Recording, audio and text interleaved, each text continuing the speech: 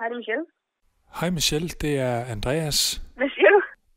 Jeg siger, at det er Andreas. Hej, Andreas Bolding fra Idræt.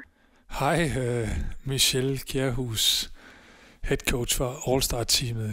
Jeg tænkte egentlig på lige at høre, hvordan det går med dit All-Star-hold. Jamen, det er lidt kritisk lige pt, Andreas. Nå, det lyder da ikke så fedt. Men du skrev jo meget fint der på Facebook, at I har holdt tus. Men er det ikke noget, at I har ikke talt om det på teamet, eller hvad? Det hænger lidt lige pt, tror jeg. Men jeg tror, de regner med at kunne improvisere noget, skråstreg. Have sådan en meget åben sketches, de kører efter. Okay. Men jeg tror gerne, at de vil sætte noget op.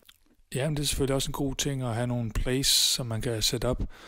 Men nu omtaler du dem som de, og jeg troede, de var et vi, altså at de havde fået skabt nogle strukturelle koblinger på jeres team. Men handler det i virkeligheden om, at du hellere ville have haft en anden spiller på teamet? Ja. Nå okay, det kommer da sådan lidt bag på mig.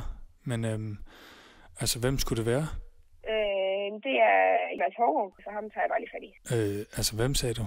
Mads Hårgaard.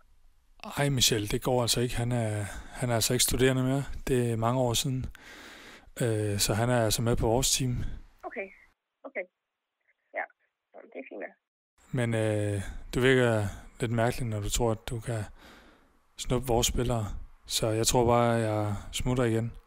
Ja, men måske vi ses i morgen, Andreas. Det kan man aldrig vide. Ja, det kan man selvfølgelig aldrig vide.